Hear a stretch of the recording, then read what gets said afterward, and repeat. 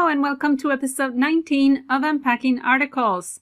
The article we're going to unpack today is a book chapter called Achieving a Match Between SLA Theory and Materials Development. In this chapter, the author proposes some key questions and principles when it comes to selecting and creating course materials. The article starts off by pointing out something obvious: the mismatch between commercially available textbooks and second language acquisition principles. So if textbooks are not conducive to language acquisition, why do they continue to be used? Well, the main question that drives publishers to print a book is, will it sell? And where do publishers get data to determine if it will sell? From the market, from decision makers. And sometimes these decision makers include stakeholders that may be judging a book based on misconceptions or misinformation about how languages are acquired. And another related reason is assessments. If students continue to be evaluated based on how many words they remember, how many grammar rules they can memorize, then of course we will continue to see materials designed to accomplish that goal. According to the author, at the core of all these reasons for the mismatch is the lack of dialogue between researchers and teachers. He says, and I quote, "There is a separation between theorists and practitioners. They each have their own conferences and publications and rarely meet to share mutually beneficial insights."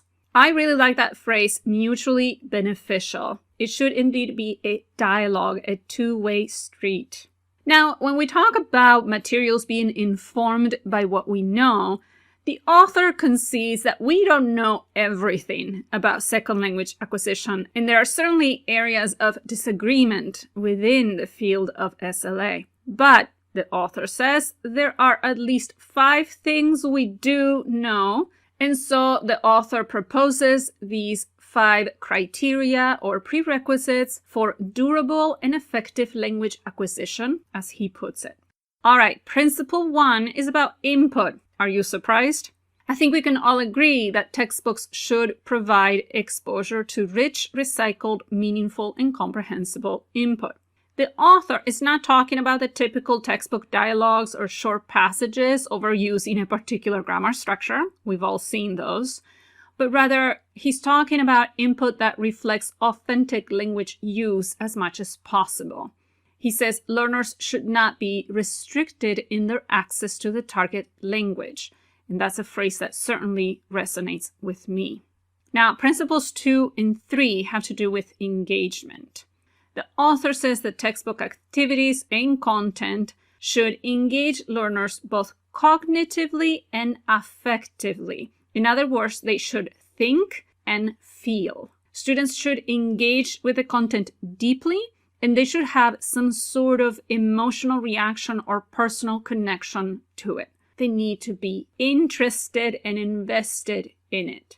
The author says, and I quote, that if they are involved in challenging but achievable tasks which require high-level, critical, and creative thinking, learners are much more likely to move towards language acquisition than if they are mindlessly repeating meaningless drills or completing easy exercises or reading empty text.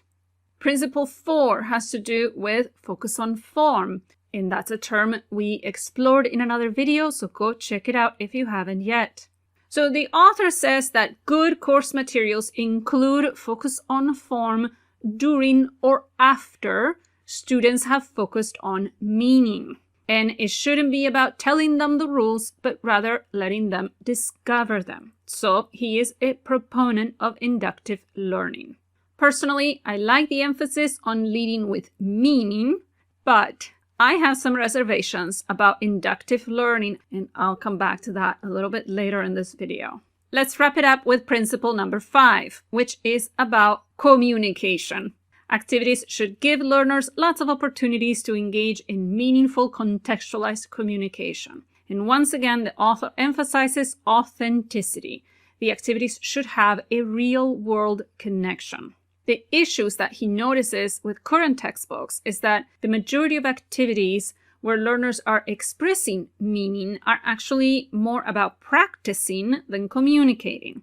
He says, even when they are asked to produce language without being constrained by lexical or structural prescription, they are often just asked to write an essay or story or to give a presentation or have a discussion without having addressees or purposes to relate their use of language to.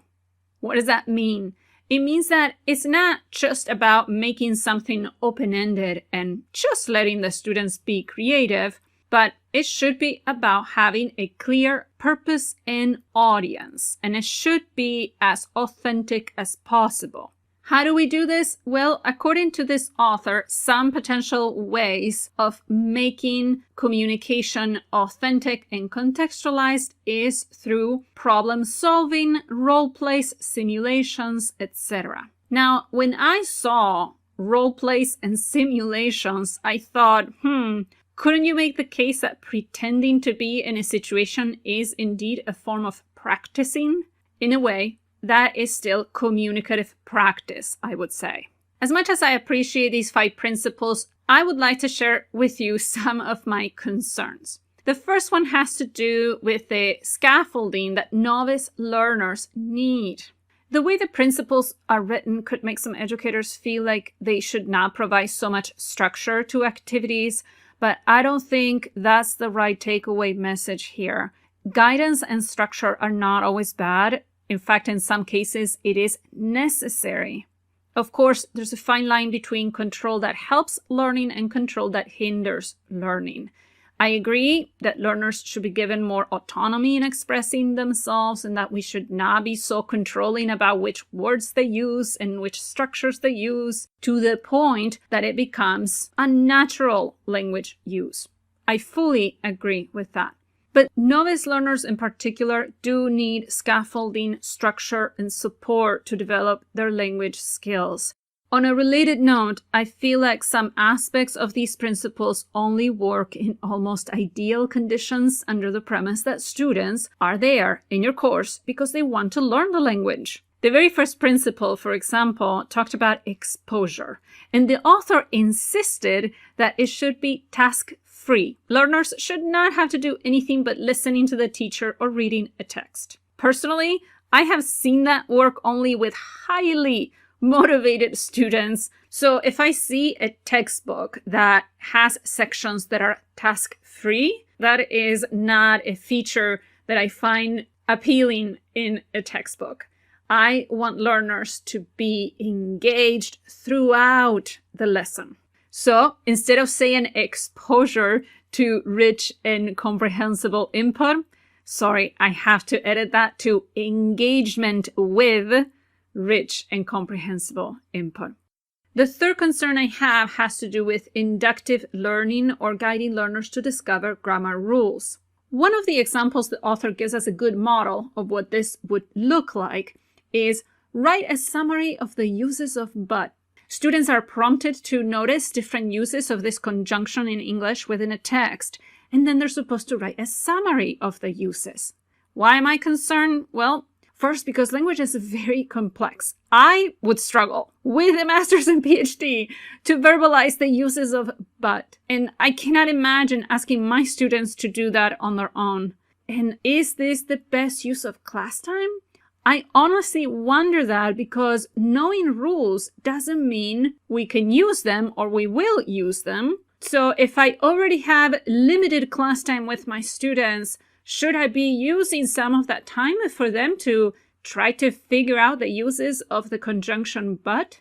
I'm not saying that we should not focus on form at all. I'm just questioning how we go about focusing on form. I lean towards what Michael Long proposed, which places more emphasis on communicative need.